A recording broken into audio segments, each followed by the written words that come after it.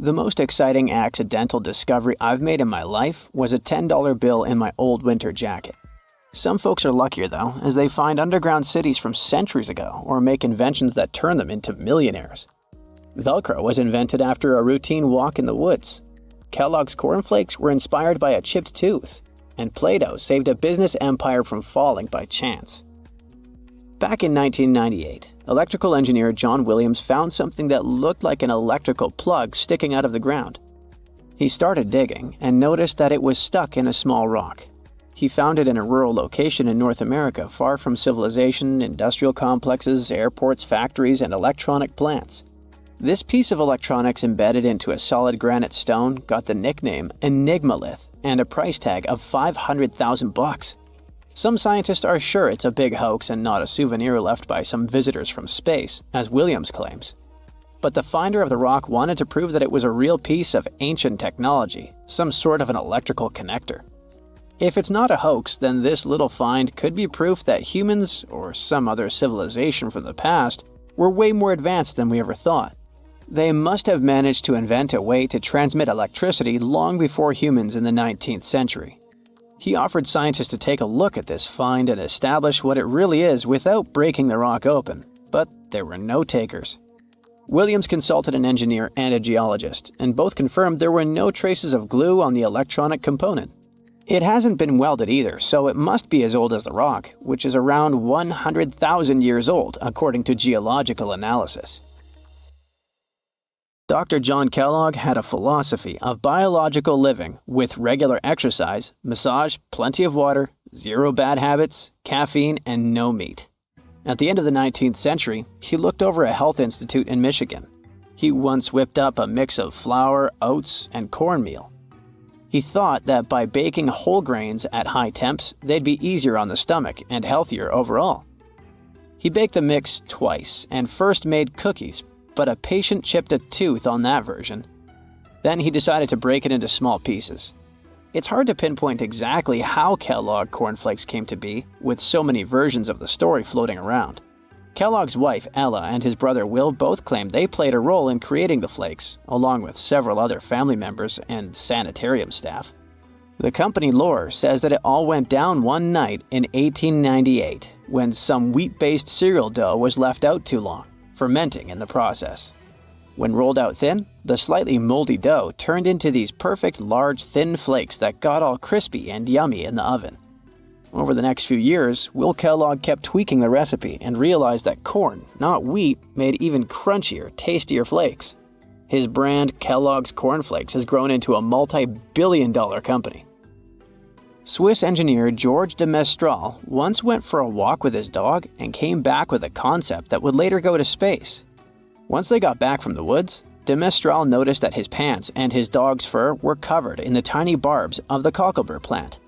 He examined the burrs under the microscope and noticed that they were shaped like tiny hooks that stuck to loops on clothes and fur.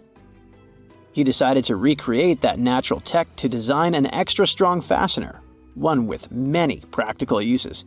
He was testing different materials for his invention for so many years and finally settled on nylon. He also needed to design a special type of loom that could weave the fibers in the right size, shape, and density. It took de Mestral a total of 14 years until he introduced the world to Velcro, which means velvet and hook in French. De Mestral was hoping his invention would replace the zipper on clothes, but the fashion world found Velcro cheap-looking and unattractive. But NASA didn't think so, and used Velcro for astronaut spacesuits and helmets in the 1960s. Now, Velcro is used everywhere, from footwear to toys to airline seat cushions. Before the middle of the 20th century, most homes were heated with coal. It left soot throughout the house, which was especially visible on wallpapers. Kutal Products was the largest company that sold wallpaper cleaner, but in the 50s, more and more people switched to gas, oil, and electricity, and the sooty buildup problem was mostly solved. The owner of Kutal Products was trying to save his business.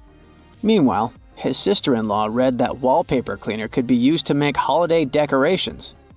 She worked as a nursery school teacher, and modeling clay was pretty hard for her students to handle, so she decided to test this material for molding into different shapes, and it works out just fine. She told her relatives about the discovery and suggested a name for it: Play-Doh. The Kudal company was about to go bankrupt, so it was a great alternative for a new business. Soon enough, Macy's and Marshall Field got interested in the new toy and started selling it. Play-Doh was originally only in one color, white, but soon expanded to red, blue, and yellow. They also made several changes to the original recipe, but the mixture is still mostly the same as when it was used to clean wallpapers. An urban legend says that if you take all the Play-Doh compound ever made and put it through their Fun Factory playset, you'll get a snake that will wrap around the planet 300 times. A man in Turkey was renovating his home when he knocked down a wall in his basement with a sledgehammer. He found a tunnel behind the wall that led to an ancient underground city. The tunnel led to more tunnels and then halls and chambers. It turned out to be a whole underground complex with 18 stories and without a single inhabitant, abandoned a long time ago. It was the city of Derinkuyu, built thousands of years ago, a home for up to 20,000 people. Whoever built it had great skill, and it's rather easy to build tunnels out of the soft rock, but cave-ins are a big risk. None of the floors at Derinkuyu have ever collapsed. The city had a complex ventilation system with over 15,000 shafts.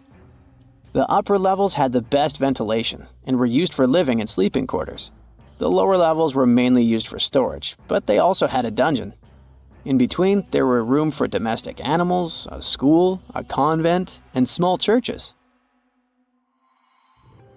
John Martin, a forestry professor, was out exploring a forest in Wisconsin one night. He was shining a UV flashlight up into the canopy to spot lichens, fungi, plants, and frogs that glow under the UV light. Then, suddenly, he heard a flying squirrel chirping at a bird feeder, pointed the flashlight at it, and saw it light up pink. The professor told his colleagues about it, and they decided to investigate further. They checked out some flying squirrel skins at museums to see if this pink glow is a common thing among them. It turns out that almost all of the flying squirrel specimens they looked at had the same pink fluorescence. Non-flying squirrels didn't glow at all. Other animals with fluorescence, like puffins and chameleons, glow blue under UV light. The only other mammals with fluorescent fur are around 20 species of opossum. They live in different ecosystems and have different diets. The only thing they have in common with flying squirrels is that they're all active at night. And regular squirrels prefer sunlight. There's enough ultraviolet light in low-light conditions, and nocturnal animals need UV vision. So the pink glow might have to do with nighttime perception and navigation, especially in cold and snowy conditions. Or it could be a way for male flying squirrels to attract prospective mates. It could be a sort of mimicry. An ancient computer stood dormant underwater for thousands of years. When it was first discovered in the early 1900s, people confused it with a boring lump of metal and wood. But once it was properly studied, the Antikythera mechanism shook up what we knew of the ancient Greeks and their knowledge of astronomy. Is it really a computer? Depends on what you consider one to be. We know that the first mechanical device of this kind was designed in 1822 and could only help with simple calculation. The Antikythera mechanism also doesn't have a keyboard or screen. It's made out of 3 bronze pieces featuring intricate designs, gears that resemble those of a clock, and a ring with degrees, similar to a protractor. No other similar devices can be traced so far back in time. X-rays needed to be invented before scientists could figure out this device. They soon learned that the Antikythera mechanism was probably used to track stars and planets. Here's how it worked. Inside its wooden case were lots of tiny gears. They weren't for telling time, but rather for predicting astronomical events. It gave the user unique knowledge of where every planet, the sun, and the moon would be at any given time. By turning a button, it was set in motion, and it would show how the celestial bodies moved. One of its biggest mysteries is those planetary pointers. It's common knowledge these days that planets owe their specific movements because they're orbiting the sun for the most part. Some believe the Greeks back then weren't that advanced with their astronomy to know this. A few ancient Greek scholars proposed the idea of the sun being at the center of the known universe, but it wasn't a widely accepted theory. The reason why is simple. If the Earth was spinning on its axis and revolving around the Sun, why can't we feel it move? Some parts of the Antikythera mechanism may still be at the bottom of the sea, while others may be lost forever. So we may never know the truth about its purpose. The official story about the first battery? That it was invented somewhere around the 1800s. It was made of interlaying copper and zinc discs that had a piece of cloth between them, dipped in a special chemical concoction that conducts electricity. Some archaeologists claim they've uncovered a battery 10 times older, called the Battery of Baghdad. So it could be that the technology for inventing batteries was hiding under our noses. At first glance, the ancient Battery of Baghdad looks like a random clay pot. What makes it special is its composition, a set of weirdly nested artifacts. Inside this pot was a copper cylinder, enveloping an iron rod. The rod would have poked through the jar's lid. The artist and archaeologist who found this unusual device never left a detailed account of where, when, or how he stumbled upon it. But the widely accepted theory is that the object was unearthed in what's now known as Baghdad in Iraq. Another thing most specialists can agree on is that it can be traced back to the ancient city of Ctesiphon. Its exact age, though, remains a mystery. Some say it's over 2,000 years old. Others say it's a mere 1,400 years old. Even at the later end of the spectrum, it still significantly predates the first electric battery that's just a couple of centuries old. Since there's no official record accompanying the artifact, there's a chance we'll never know what its purpose was. So where did this idea of it being a battery come from? It all has to do with those two metals found inside with differing electropotentials, which is a key component of batteries. There's also evidence suggesting that the jar once held an ionic solution, acting as an electrolyte, the substance needed in batteries to carry the electric current. Tests on the jar's corrosion hint that it may have contained substances similar to vinegar. Even if we agree that it's an ancient battery, this artifact could have only generated a mere volt or so. But the ancient humans didn't have TVs or dishwashers, so what did they need a battery for? A lot of theories came up. Throughout history, civilizations have explored the applications of electricity in medicine. For instance, the ancient Greeks found relief from pain by placing electric fish on their feet. Ow!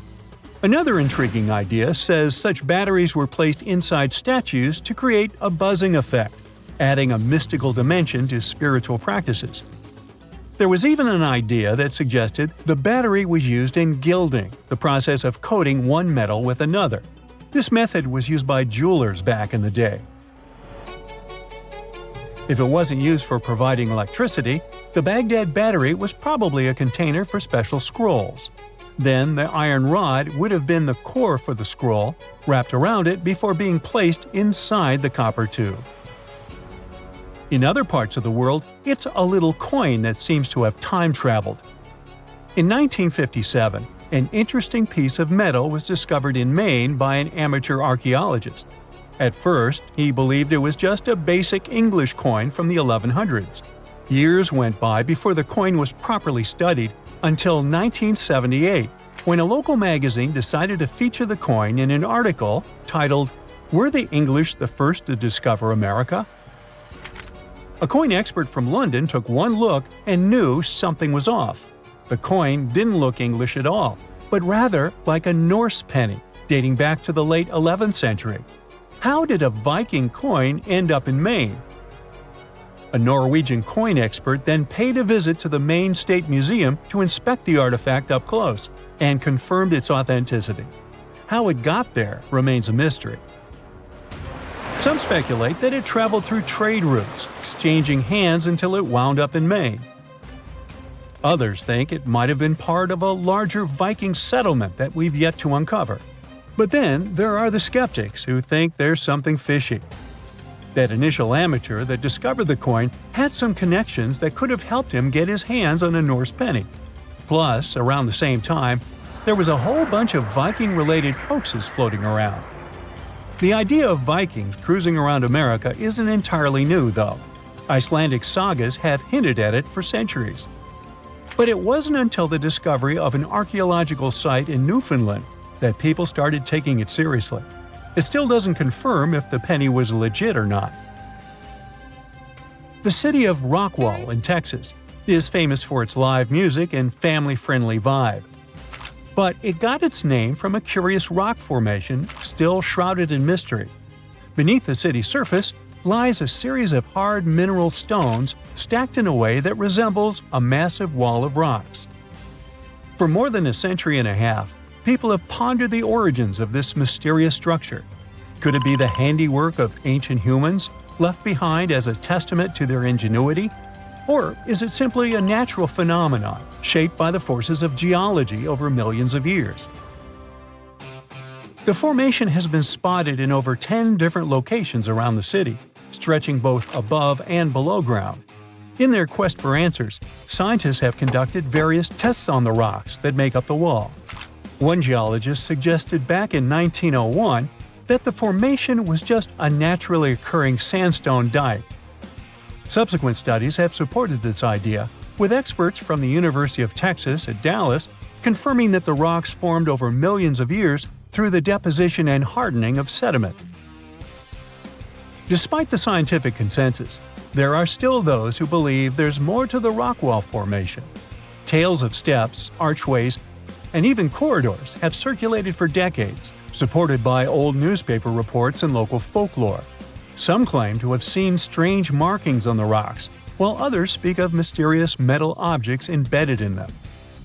The scientific explanation could be that the supposed steps and archways are likely just illusions created by the natural fracturing of the rock.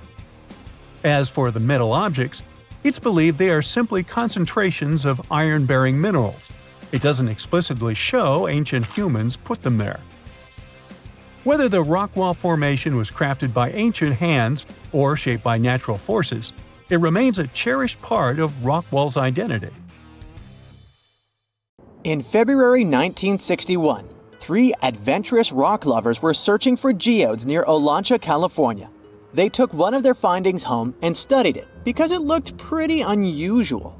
They managed to cut through the matrix and discovered something unexpected inside. Instead of the usual mineral formations, it had a cylindrical object resembling porcelain inside. There was a metal shaft at its center, and around it, a hexagonal sheath made of copper and some unidentified substance. Its discoverers were hoping they had found an example of some unknown technology from 500,000 years ago. It could be proof that there was a hyper-advanced ancient civilization like Atlantis, or that time travel was real. Maybe someone came all the way from the future and accidentally dropped the item. Or maybe some intelligent extraterrestrial beings brought it when visiting Earth. If any of these theories were true, it would mean that scientists have to completely rewrite all human history as we know it. But not everyone shared the excitement, and truth seekers and alternative archaeology circles were trying to solve the mystery of the so-called Koso artifact until the late 90s with theories and debates. Then a group of skeptics took images and x-rays of the discovery and showed them to spark plug collectors. They have identified the artifact as a spark plug with corroded metal components from the 1920s and not ancient technology at all. Almost 20 years later, one of the co-discoverers of the artifact agreed to take it for inspection at the University of Washington.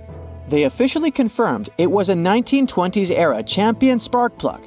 And the stone matrix containing the artifact wasn't a geode, but a concretion. Those can form because of natural processes over decades or years, but not millennia. The Koso artifact is a good example of an out-of-place artifact, which is a thing in pseudo-archaeology. It's something found in a place or time where it shouldn't logically be. These artifacts seem too advanced for the time period they're found in. They could also mean human activity existed when humans weren't supposed to be around. The Baghdad Battery is another example of such an artifact. It was found in the 1930s by a German archaeologist and consists of a clay jar, a copper cylinder, and an iron rod going through the jar's stopper. Its top, which was broken off, probably had been sealed with asphalt. Its discoverer noticed that it had 2 different metals and possibly an electrolyte, which are key components of a battery. There are no ancient writings to support this theory, But when scientists ran tests and filled it with an ionic solution like vinegar or wine, it showed that it could conduct electricity. If it really was a battery from 2,000 years ago, it might have been used in ancient medical practices, or even embedded in statues to make it look like they were buzzing to impress people. Kionich, who found it, believed it was used for electroplating, a process for coating metals. Even if it was used as a battery, the Baghdad artifact could only produce a small amount of energy, around 1 volt of electricity. So, some people believe it was used as a storage container for sacred scrolls. Back in the 1930s, a couple stumbled upon something strange while walking along Red Creek in London, Texas. It was a piece of wood sticking out of what looked like an ancient rock formation. Around a decade later, their son, who was really curious to find out its secret, decided to crack open the rock and found a surprisingly modern hammer inside. This discovery caught the attention of Carl Baugh, a young Earth creationist who claimed the rock surrounding the hammer dated back to the Cretaceous period. He saw it as evidence against evolutionary theory. After some investigation, scientists proved that the rock was not as ancient as it seemed. Geological processes have just encased the modern hammer over time, so it wasn't evidence of humans coexisting with dinosaurs like the Flintstones, as some hoped. It was just a case of a miner dropping his hammer centuries ago and nature doing its thing. A Chinese archaeologist supposedly stumbled upon some caves that seemed to serve as a burial ground for small beings with big, oval heads. Alongside these remains, there was rock art depicting figures with round helmets, the sun, the moon, the earth, and stars connected by groups of pea-sized dots. They also found over 700 mysterious stone discs etched with spiral grooves. Things got even weirder when these discs were sent to a Chinese professor who claimed the grooves were actually written characters. According to his translation, the discs told the tale of Dropa visitors from another planet who had crashed their spaceship on Earth about 12,000 years ago and had tried to live among us until they were hunted down by locals. But there's no concrete evidence that any of this actually happened.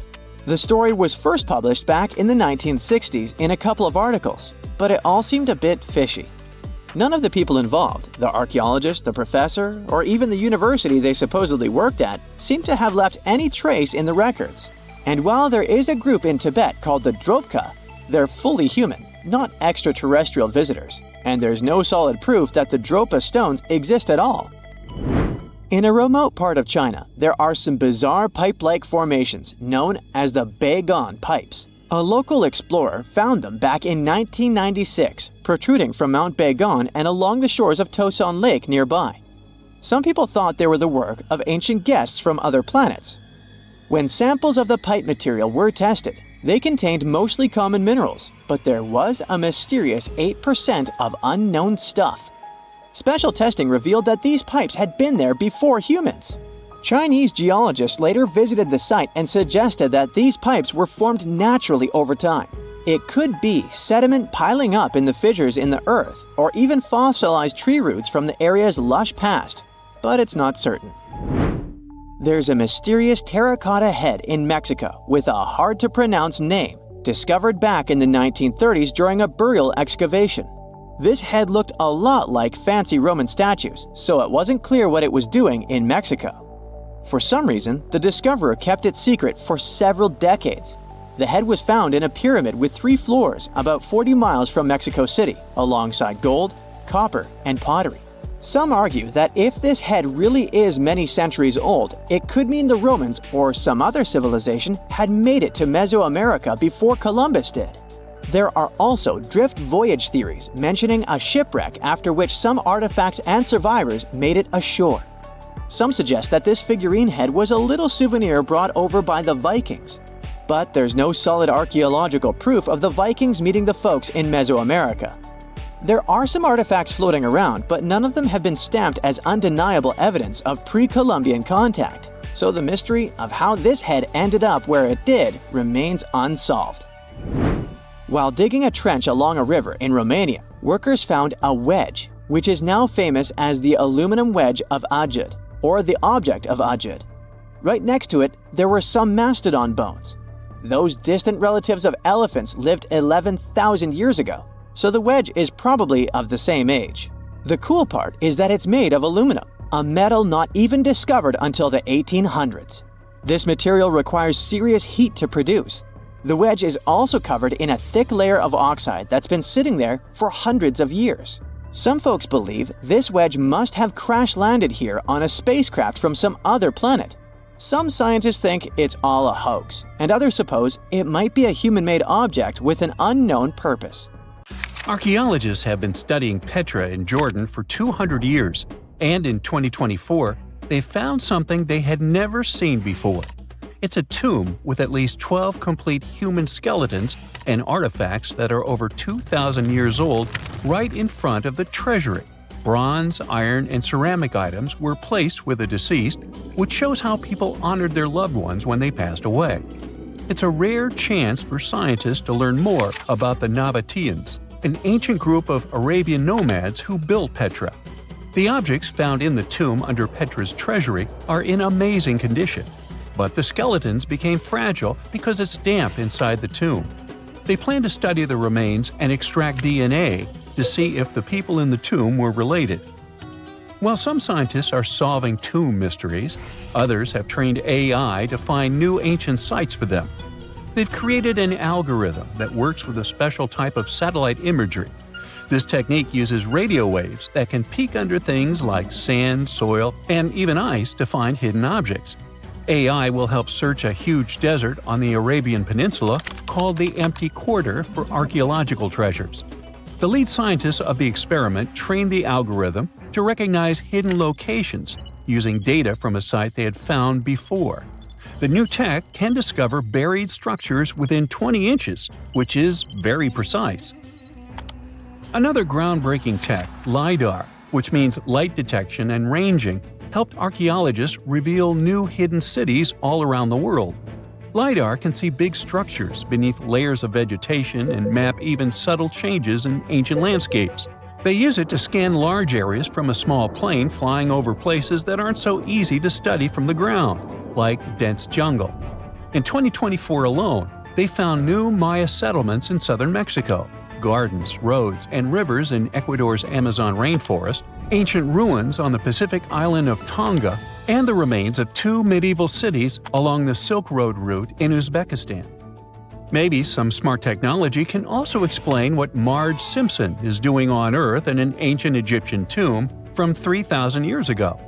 The drawing, featuring a woman with yellow-colored skin, a blue crown, and a green outfit, is alarmingly like the famous cartoon character.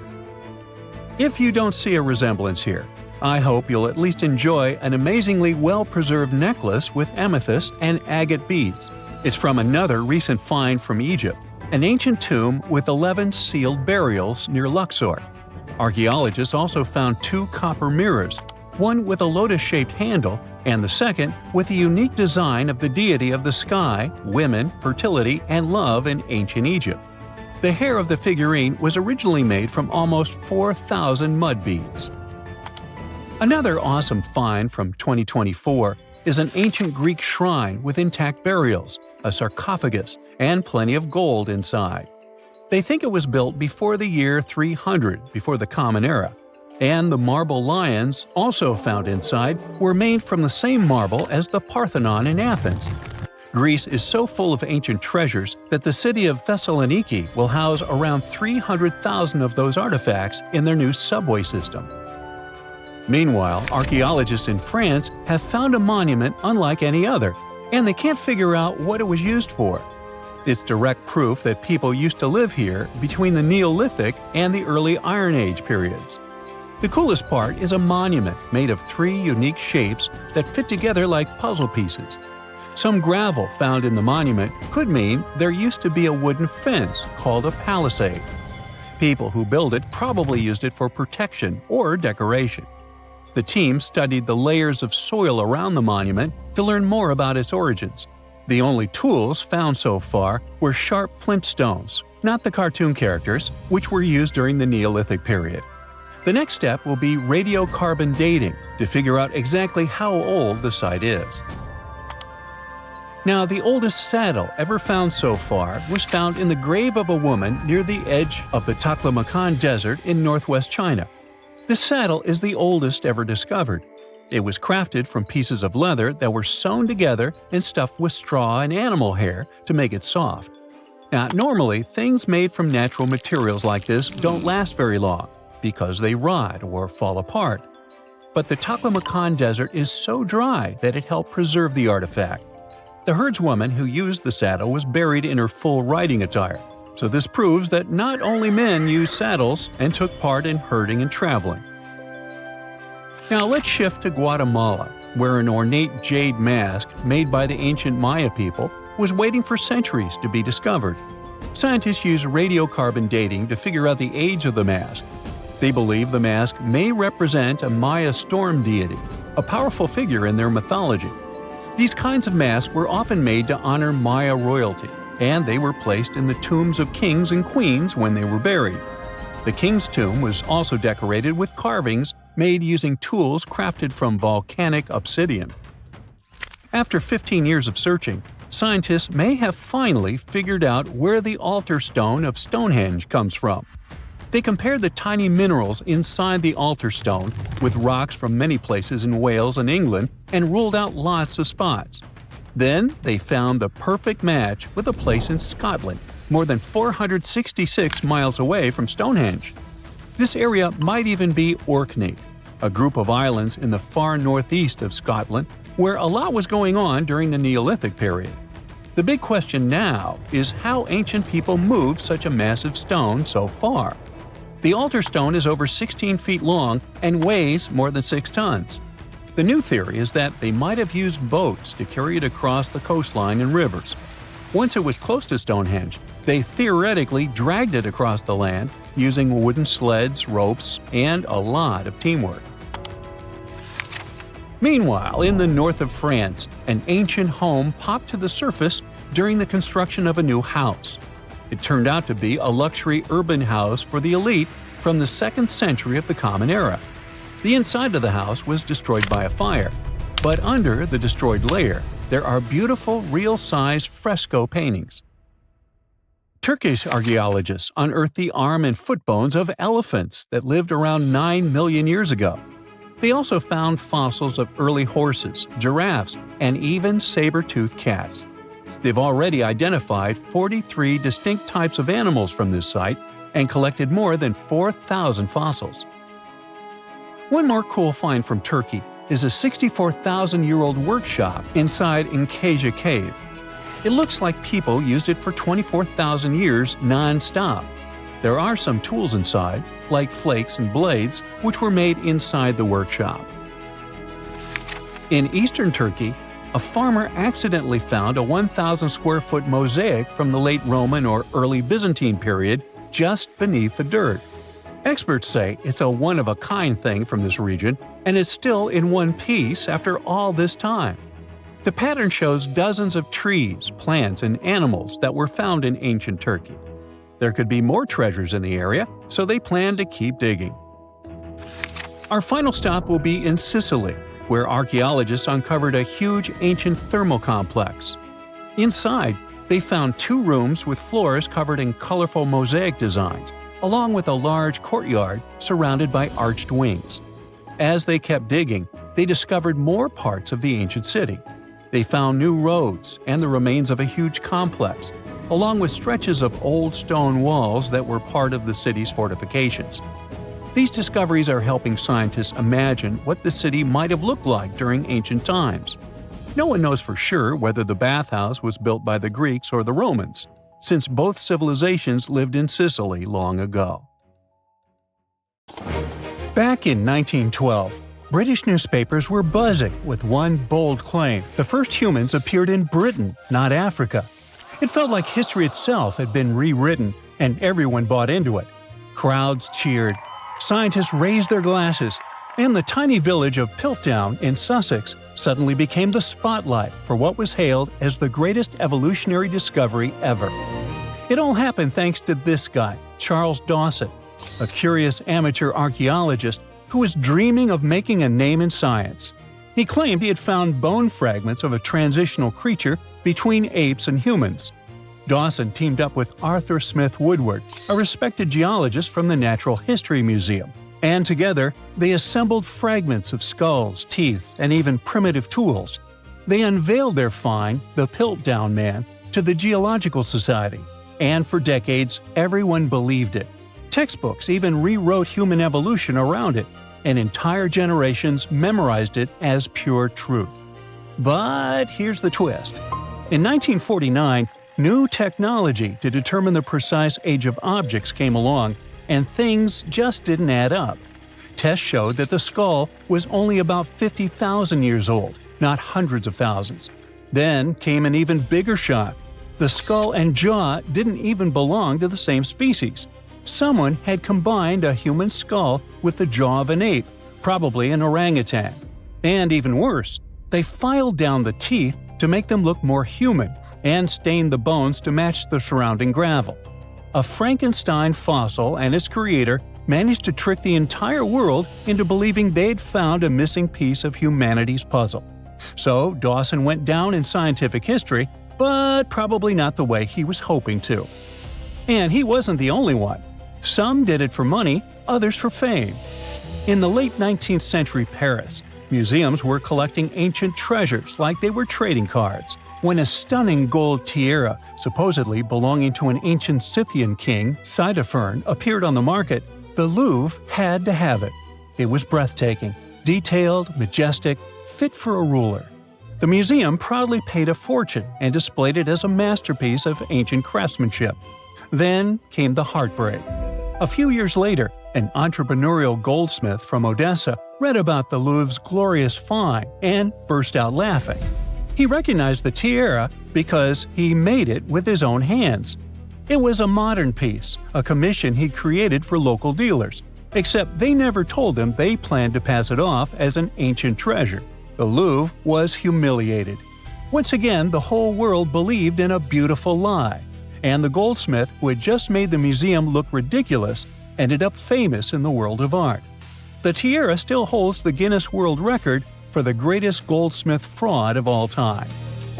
Another story of a well-planned scientific hoax takes us to a quiet town of Cardiff, New York, a couple of decades before the Louvre incident. In 1869, workers digging a well struck something hard and enormous. They uncovered what looked like a petrified 10-foot-tall man lying in the earth. Crowds poured in from miles around to see it. Preachers called it proof of the biblical giants mentioned in Genesis. Scientists debated whether it was fossilized or divine. Within days, the Cardiff giant became a sensation. People paid good money to see it, 50 cents a ticket, which was a lot back then. Later, it turned out that a man named George Hull carved the mysterious giant from gypsum after an argument with a Methodist reverend.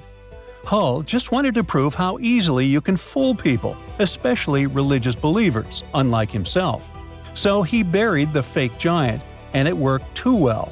Even after experts exposed the hoax, visitors didn't care. They kept coming because they wanted to believe. Over time, the giant changed ownership several times. You can now see it at the Fenimore Farm and Country Village Museum in Cooperstown, New York. Well, speaking of museums, you might have seen crystal skulls that glow under light, presented as sacred artifacts from Mesoamerican temples. Yes, that skull from an Indiana Jones movie with ancient Aztec powers or even extraterrestrial energy. So, museums displayed such skulls proudly until scientists at the British Museum and the Smithsonian decided to give them a closer look. And what they found shattered the myth. They found that the skulls were made with modern rotary tools and abrasives that ancient carvers didn't have. In other words, someone in the 1800s or 1900s made them using modern machinery and fooled the world. They weren't messages from deities or some advanced creatures from space, just very fancy paperweights that tricked so many people into believing in some ancient superpowers. Well, let's jump several decades closer to the present day, shall we? In the 1960s, Yale University revealed what looked like a discovery that could rewrite world history: a 15th century map showing North America labeled Vinland. It meant Vikings had mapped America long before Columbus. The headlines were sensational. The idea was romantic. explorers crossing icy seas century before Europe even knew America existed. But something just didn't add up. The parchment was generally medieval, but the ink wasn't. Decades of testing revealed it contained titanium dioxide, a pigment invented in the 20th century. In 2021, Yale confirmed it. The Vinland map was a modern forgery, drawn over old parchment to make it look ancient. It wasn't proof of Viking genius, but rather of human cleverness on one side and the tendency to be easily persuaded on the other. And when we speak of persuasion, you don't have to try too hard when a really trustworthy source like National Geographic shares something, right? Well, in 1999, it presented what it thought was the ultimate discovery – a fossil that bridged the gap between dinosaurs and birds. It was called Archaeoraptor, and it was going to change everything we knew about evolution. The fossil came from China, and on first glance, it was perfect. A dinosaur tail, bird-like wings, and bones that seemed to tell the story of flight's evolution. But soon, paleontologists started whispering. The bones didn't quite line up. CT scans revealed the ugly truth. It was literally glued together from parts of different species. A dinosaur tail from one fossil, a bird body from another. Someone had Frankensteined the fossils to make a more valuable specimen. The embarrassment hit hard, especially for National Geographic, which had built an entire story around a fake the world liked to believe. Now, if you think scientific hoaxes are all in the past because of all the 20th century high-tech, here's a surprise for you. In 2020, the Museum of the Bible in Washington, D.C. made a stunning confession. All 16 fragments of its prized Dead Sea Scroll collection were modern forgeries. They'd spent millions acquiring what they thought were sacred 2,000-year-old texts, only to learn they were made of ancient leather painted with modern ink. The forgery was so advanced that even experts were fooled at first. But after detailed forensic tests, it became clear the holy relics were anything but holy. It wasn't just about money, it was about faith. Thousands of visitors had stood in front of those glass cases, feeling awe, reverence, and connection, only to learn it was a show built on lies. And finally, it's time for one of the eeriest hoaxes of all. In 2000, a mummy surfaced in Pakistan, claiming to be a 26-year-old Persian princess, the daughter of Xerxes. They found her in a gilded sarcophagus, wrapped in golden robes. Her face was eerily well preserved. Archaeologists were stunned, but something about her looked wrong. CT scans, linguistic analysis, and radiocarbon dating revealed the horrifying truth. The mummy wasn't ancient at all. She was a modern woman, and someone likely took her life and then mummified her to sell as a fake relic. Well, yikes. The story went from exciting to tragic overnight and broke many hearts. What was supposed to be a royal miracle turned out to be a human crime and yet another lie. All these stories have one thing in common: hope. People want to believe. They want to touch the past, to find proof that connects them to something bigger. Whether it's scientists looking for the missing link, museums wanting fame, or believers searching for signs of faith, we all crave wonder. History is full of tricksters, and sometimes the best stories come from the fakes that fooled us all. Once upon a time, there was a lighthouse so tall that you could spot its beam from 30 miles away. A mysterious tower that was the symbol of wealth and engineering genius. Made with stones so giant and heavy that it still makes us gasp. How did they do that? It has survived earthquakes, one after another, until it finally crumbled in the 14th century. Fast forward to today, and archaeologists have just hauled 22 of its colossal blocks off the seafloor. They're putting the tower back together, to be once again admired and explored, but not how you might imagine. The Lighthouse of Alexandria wasn't just a lighthouse, it was the lighthouse of ancient civilizations, one of the longest-standing world wonders. Built around 280 BCE, on a tiny island called Pharos. It reached about 330 feet up in the sky. For comparison, that's taller than the Statue of Liberty or Big Ben. Now, keep in mind that this was before cranes, steel beams, or gym enthusiasts, and it becomes awe-inspiring. For sailors, spotting that gleaming tower was like finally seeing your exit sign after hours of driving on the world's most dangerous highway. The lighthouse was a sight for sore eyes, because legend says the waters around Pharos were tricky, full of hidden reefs that could smash ships to pieces. Old sources claim it took about 12 years to build, with a price tag being around 800 Athenian talents of silver, which is an ancient unit of weight close to 57 pounds. That means someone had to haul chests holding 23 tons of coins, without a forklift, most likely across the sea. Wow! The lighthouse was so impressive that the word Pharos ended up being used for lighthouses in a bunch of different languages. The structure had a cool three-tier design. It was square at the bottom, octagonal in the middle, and cylindrical on top. On its top, it had a statue, most likely of Zeus or Poseidon.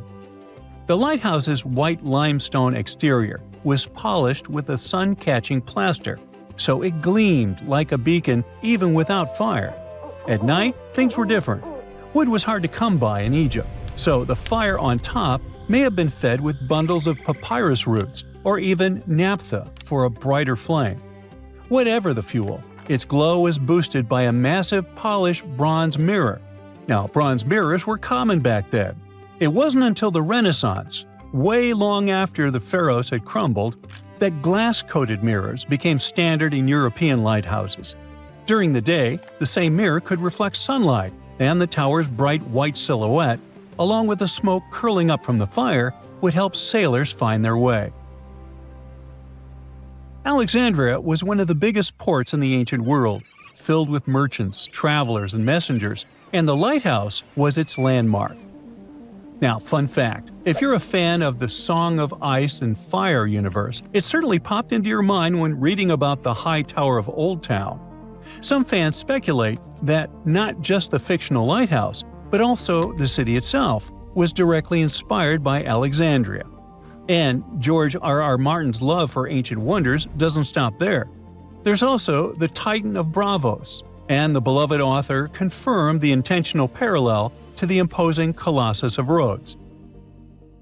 For over 1,600 years, the lighthouse stood high against time, storms, wars, and intrigues, just like in the Game of Thrones. But it was finally defeated by nature itself.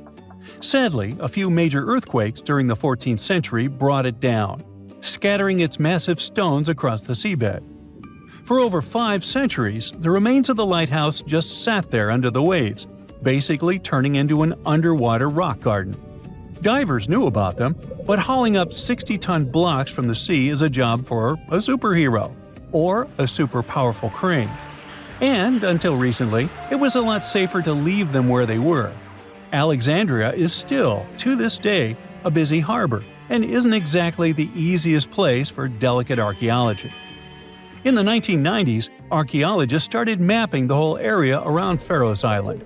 What they found was precision-cut limestone and granite blocks, some still showing carved edges. Over time, more than 100 massive pieces were cataloged, including chunks of columns, statues, and giant building blocks that could only have come from the lighthouse. Finally, in 2025, Egyptian and French teams joined up and brought that super crane along with a team of divers. In a carefully planned operation, they brought up 22 giant slabs from the seabed.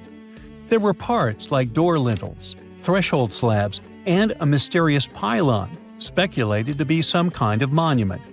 Some of those blocks weigh 70 to 80 tons, which is the weight of 20 African elephants. Those giant boulders are on dry land for the first time in over 600 years. But what happens now? Are researchers really about to rebuild the lighthouse like a giant Lego set? Not quite. You can't just stack century-old blocks like that. For starters, no one's 100% sure what the lighthouse of Alexandria really looked like. Yeah, we've got drawings and clues, most famously the tiny images stamped into Roman coins from Alexandria. But they're more like an artist's quick sketch, not quite the blueprints for recreating something down to the last detail. And then there's the missing pieces problem. Those recovered stones are just a fraction of the original structure. Over the centuries, much of the lighthouse's material was repurposed. In fact, the spot where the lighthouse used to stand is now home to the citadel of Qaitbay, a fortress built right on its old foundations. The fort is not just a symbol of the past, but also a tourist attraction and a recognizable Alexandrian landmark. So, no, Alexandria isn't about to get its legendary tower back. At least not in that way. Instead, these newly recovered stoneworks are headed for conservation labs to be studied. Specialists will clean, stabilize, and document every carved groove and chisel mark. Later, they're likely to head to a museum. After all, it's part of the national treasure. However, that's not the end of the story. We still have the technology on our side that promises a fully recreated and explorable lighthouse, just like it was all those centuries ago.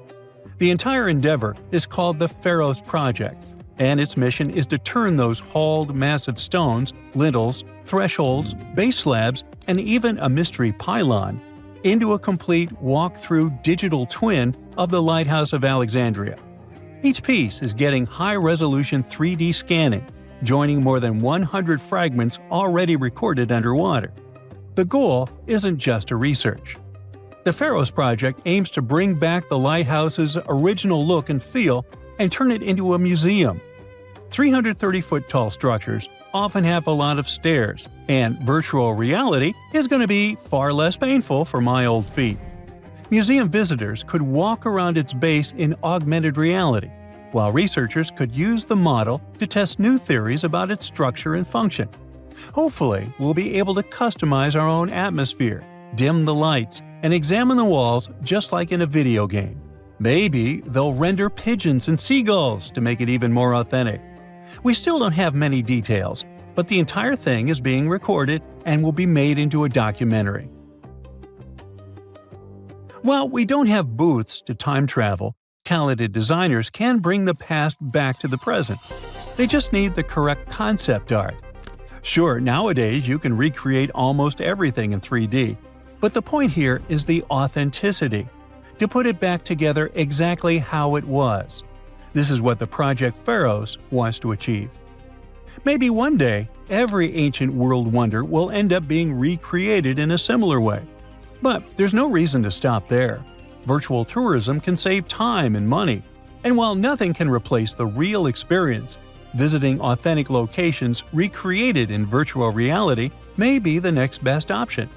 Locals are already excited. The citadel of Qaitbay is already drawing people, but now Alexandria is about to get the first digital tourist attraction. Soon anyone with a VR headset can stand on top of this historic wonder, squint while watching the sunset, and finally answer the burning question: is it possible to get exhausted while climbing virtual stairs? And can I customize the soundtrack? Ooh. You're heading to Spain with a team of archaeologists to try to find some ancient artifacts. You get lucky and uncover one of the greatest treasures of the Iberian Bronze Age. Iberian refers to the Bronze Age culture of Portugal and Spain. So you find and unearth coins, jewelry, vases, vessels, and two pretty strange items. One is something like a part of a scepter, and the other resembles a bracelet. And you know what's strange about them? They're connected with space. In 1963, several miles away from the city of Vienna, Spain, scientists discovered the treasure of Vienna, one of the most significant gold hoards from the Bronze Age. Interestingly, are there bronze treasures from the Golden Age? Never mind. All the gold found dates back to sometime between 1500 and 1200 BCE, except for that scepter and bracelet. They were made by inhabitants of another planet, so their production date is unknown. Okay, that's a joke. However, a small part of this joke is true. When scientists studied the found gold, they discovered that those two items were made of iron. So what, you might think? Well, the catch is that in the Bronze Age, people didn't mine or manufacture iron. Work with this metal began around 850 BCE, about 400 to 700 years after the creation of the treasure of Vienna. How is this possible? A clue to this mystery can be found in ancient Egypt. In the tomb of Pharaoh Tutankhamun, an iron dagger was found, which was also made of similar iron. But this dagger was much more valuable than all the others. And that's because it was made from a space object, a meteorite. Yeah, that bracelet and scepter were also made of meteoritic iron.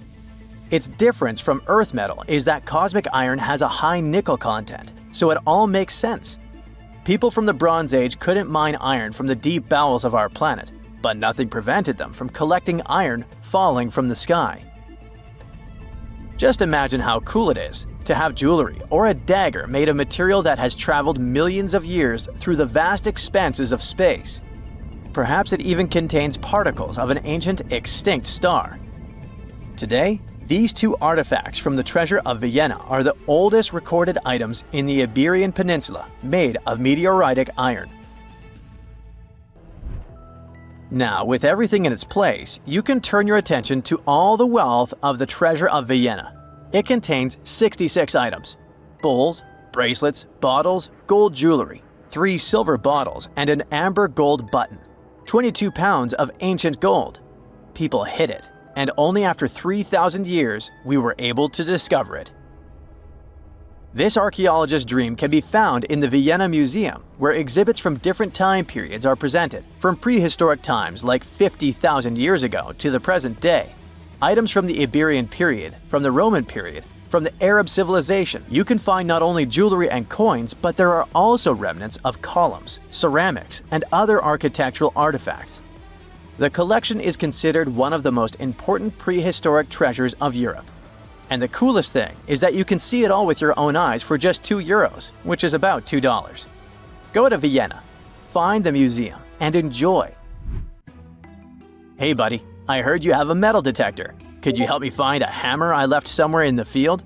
Your old farmer friend asks.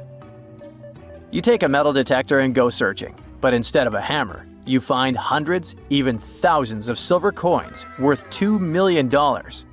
You're so happy that the farmer lost that hammer, and now you're rich. Stop! Considering that this land belongs to the farmer, would you tell him about the find or take it with you? In reality, neither of these options happened. In 1992, Eric Laws was helping a farmer search for a lost hammer in a field near Hoxne, Suffolk, England. The metal detector stumbled upon a hidden treasure, a huge one. There were silver spoons, gold jewelry, more than 500 gold coins, and about 14,000 silver ones. Eric Laws accidentally discovered the largest collection of gold and silver from the late Roman period in Britain. Unfortunately, or perhaps fortunately, he and the farmer didn't receive the treasure. It's now in the British Museum. Let's move away from the farmer's field to somewhere on the Mediterranean coast. Imagine you're a scuba diver. There was a strong storm yesterday, but now with the water calm, you dive in and discover the seabed covered with gold dinars. This story happened in 2015. The coins which the storm brought to the shore might have been minted even before the First Crusade that started in 1096. This collection is one of the most impressive archaeological finds in the world. All these treasures surely can make the heads of those who find them spin, but they end up in a museum. And that's a good thing, because such wealth can drive a person crazy. A metal detector and a diving suit helped people discover ancient treasures. What's next? How about a dog? Yes, it could be perhaps a great replacement for a metal detector, by the way. So in 2013, 2 people were walking their dog in Northern California on their property.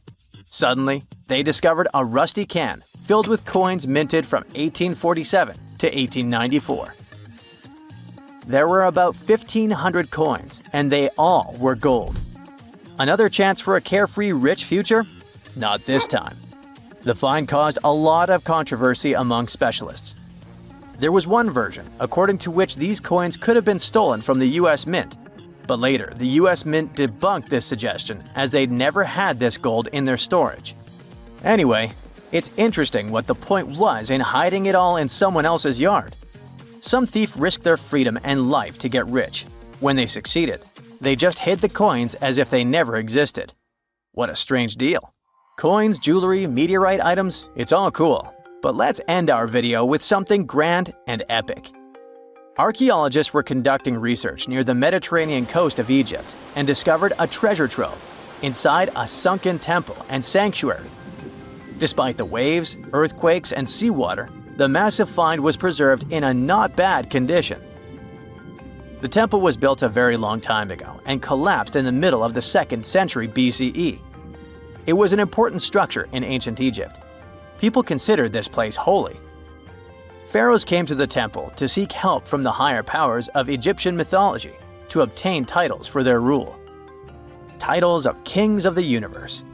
For many people, this place was like the center of the universe, and now it lies forgotten on the seabed, almost ruined.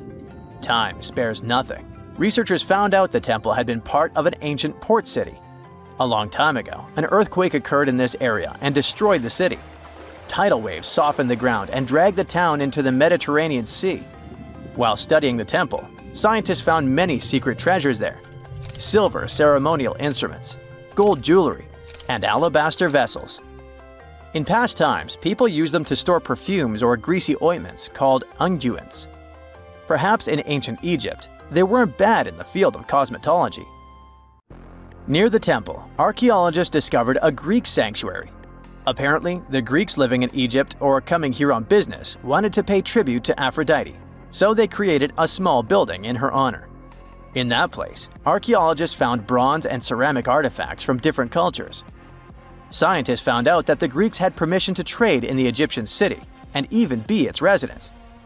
It seems pharaohs living around 600 BCE were favorable to the Greeks. The profession of an archaeologist is very exciting.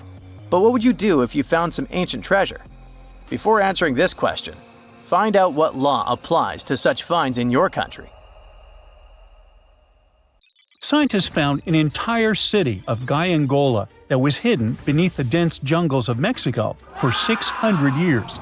It covers 360 hectares, had over 1,000 buildings, 2.5 miles of defensive walls, a network of internal roads, and a well-planned urban layout with temples and ball courts, and separate neighborhoods for the elites and commoners. For centuries, people believed there was just an abandoned fortress there, based on stories passed on from generation to generation. Until recently, there was no way to see how truly huge it was without spending years on the ground. But thanks to the new technology, a remote sensing tool called Lidar, they got a 3D model of the area in just 2 hours from a plane. Gaiangola was built between the years 1350 and 1521. It was a crucially important place for the Zapotec people, a group that had lived in the area since around 700 BCE. In Gaiangola, families lived together in homes with big patios in the middle, surrounded by rooms. When families got bigger, they built more rooms and made their homes larger. The study found that both the leaders and regular people worked together to make the city better.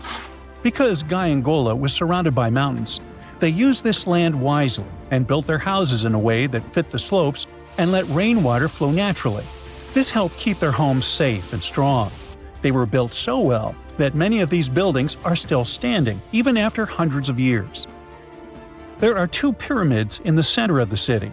They may have been used as temples where the priests celebrated rites and ceremonies to their deities. The priests brought offerings to the altars, and the people assembled at the 2 squares that are now sunken. Then, there is also a palace with 64 rooms, some of them with circular columns on several sloped terraces. There are patios with many stairways all connected to each other. The sensing tool also found a round-shaped lookout point on a natural rock, where the Zapotec people could see their foes approaching from a distance. Researchers also noticed 2 circular structures that could have been used to watch the stars and measure time. They also found some tombs, so there was most definitely a city cemetery.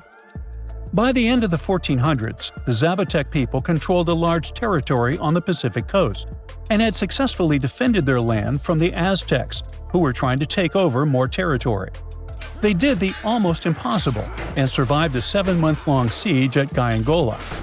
When they won this conflict and kept control of the southern part of Mesoamerica, The Zapotecs didn't need to live in Gyangola anymore. Staying in the mountains had its pros, but they needed fresh water and good farmland to grow food.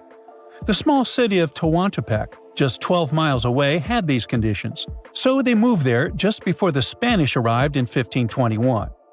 Over time, Zatopek traditions started to fade, but their culture didn't disappear completely, and more than 300,000 Zapotec people still live in Oaxaca state in Mexico. They speak their own languages and keep their traditions alive.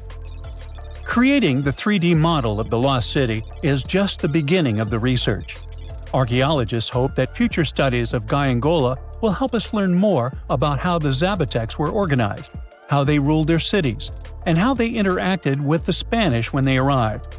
They plan to study all 1,100 buildings found in the Lidar scan, and it will take a few years.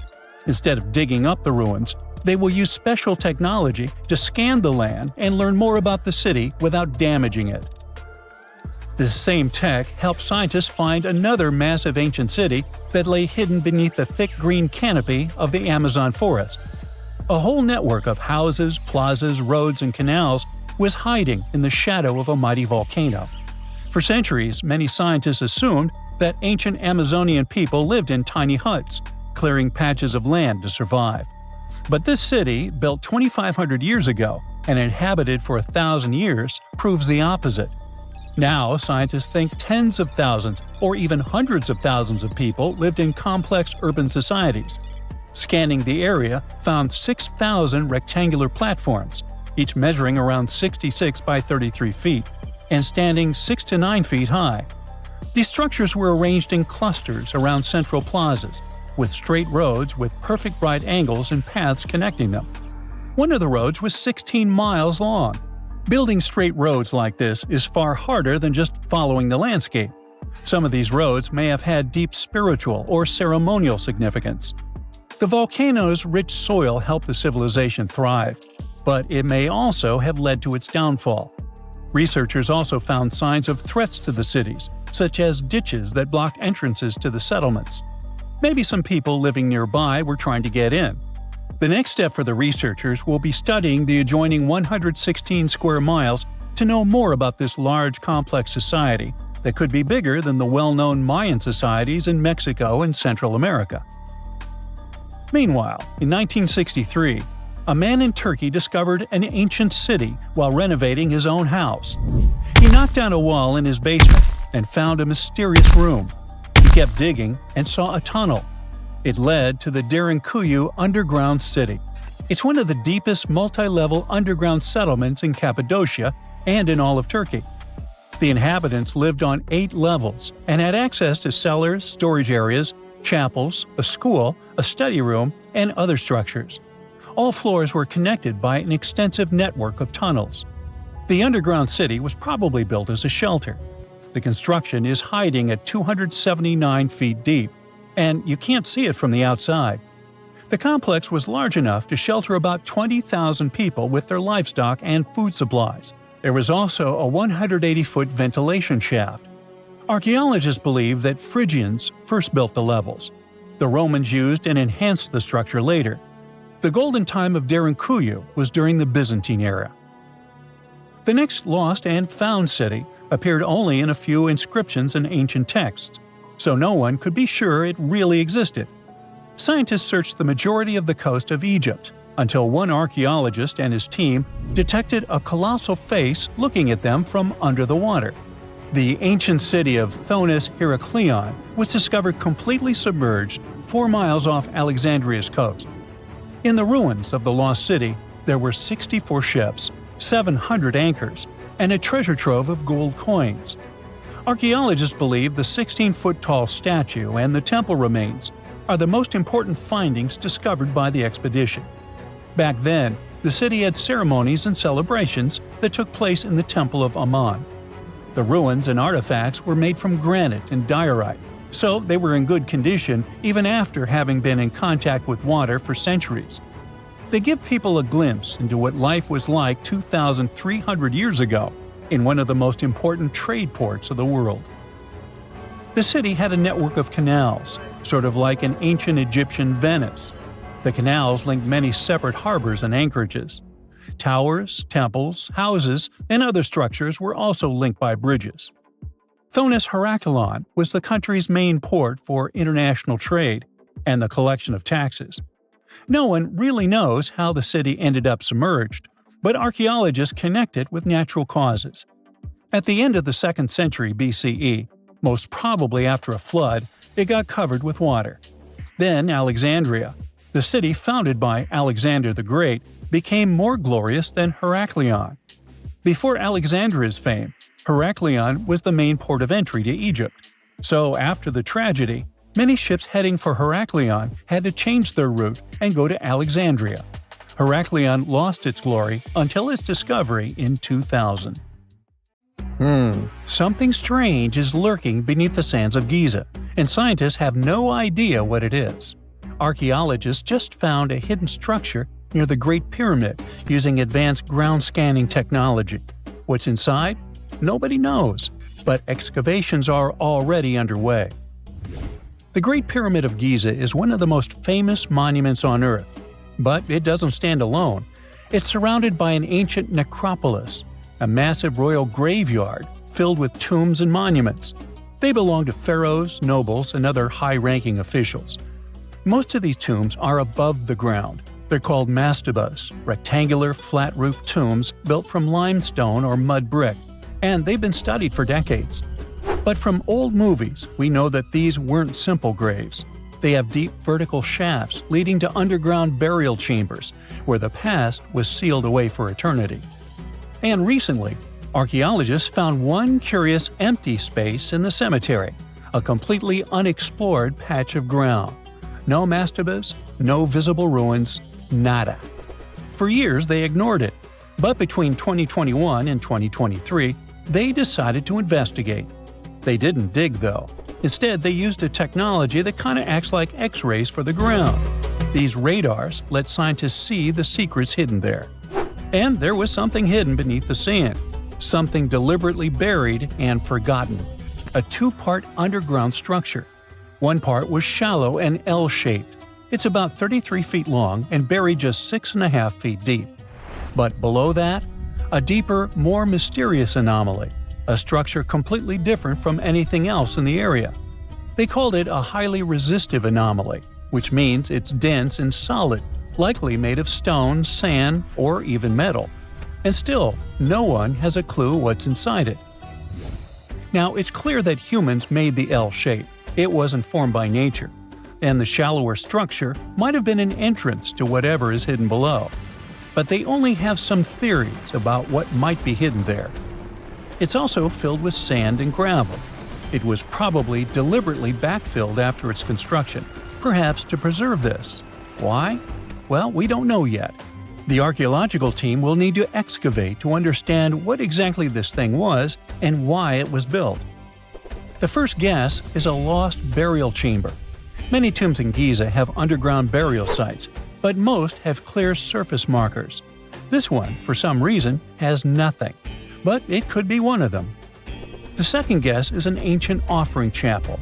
Egyptologists know that some chapels were built in this shape, but usually they were above ground, not buried like this.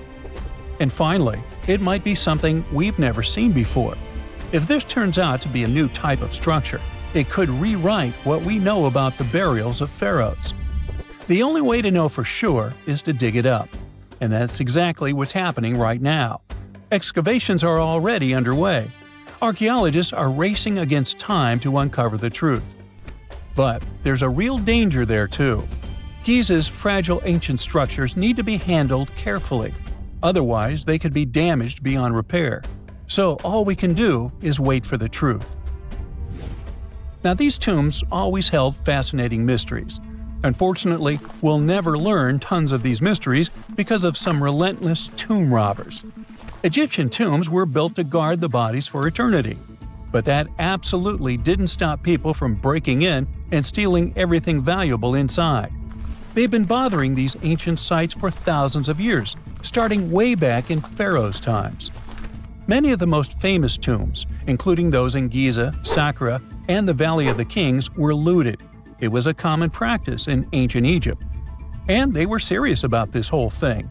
They dug secret tunnels to bypass traps and walls, bribed or threatened tomb workers to get inside knowledge, cracked open sarcophagi to grab gold, jewelry, and artifacts. And by the time modern archaeologists got to most of these tombs, they had already been picked clean. The reigning pharaohs got tired of this infuriating nonsense. The Valley of the Kings, the famous burial ground of Egyptian royalty, was supposed to be the ultimate safe zone. Tombs were built deep underground, hidden in the desert. Passages were sealed with giant stone blocks. False doors and traps were added to confuse thieves. Even curses were written on the walls, warnings of horrible endings for anyone who dared to disturb the tomb, which is exactly where we got all those horror stories about mummies from. Spoiler alert, none of it worked. Most tombs in the Valley of the Kings were fully robbed within 100 years of being sealed. Even King Tutankhamun's tomb, one of the most famous in history, was broken into twice in ancient times. Some of them decided to try and fight back. The New Kingdom rulers built hidden unmarked tombs in a way that should have prevented the looters from finding them, but didn't work. Some pharaohs, like Ramses II, were moved in secret to prevent their bodies from being stolen. Nope, didn't matter. The grave robbers always won. That's because tomb raiders weren't just random thieves. They were skilled, organized, and well-connected.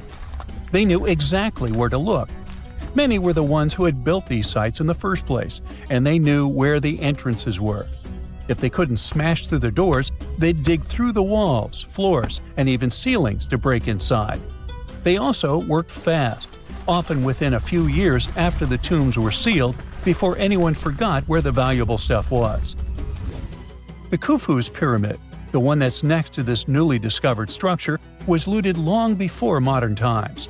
The one thing left inside when explorers got there? An empty granite box where the sarcophagus used to be. Unfortunately, it's not just about gold. History itself gets stolen during these raids. Ancient Egyptians wrote detailed records of what exactly and where they buried. So when archaeologists compare these lists to what's found, they can see what's missing, which is often everything valuable.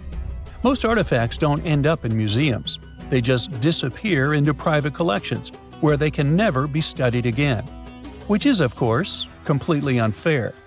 In fact, a few countries have had enough and started passing laws to take historical artifacts back from private collectors. In Italy, if you own an ancient Roman artifact, you must prove you got it legally. China is actively hunting down stolen artifacts, and they must find ways to retrieve it back from the Western collectors. In Egypt, they passed new laws making it illegal for private citizens to own any ancient Egyptian artifacts at all. Other countries, like the US, the UK, Germany, or Switzerland, are completely fine with rich guys owning their history. The British Museum is built on looted things. European empires invaded half the planet and took whatever they wanted back home. Their museums are often full of such stolen artifacts, and unfortunately, they refuse to give most of them back. For example, the Rosetta Stone. It was taken from Egypt by Napoleon's army, then stolen again by the British after they beat the French. Egypt has been demanding to return for years, but they still can't get it back. Or the Parthenon marbles. These magnificent, massive Greek structures were taken from the Parthenon in Athens by a British lord in the 19th century. Greece has been begging for them back ever since, but the UK doesn't feel like it. Not to mention tons of Mesoamerican artifacts scattered in various museums across the world. European explorers raided Mayan and Aztec temples, took statues, jewelry, and sacred objects, and now Mexico is fighting to get them back. Well, wouldn't it be surprising even if this mysterious underground chamber has somehow been looted already? But if it's a newly found place, could it be one of the few that escaped the hands of grave robbers? Could there still be ancient artifacts, untouched for 4,500 years? We can only hope that those guys didn't get there first.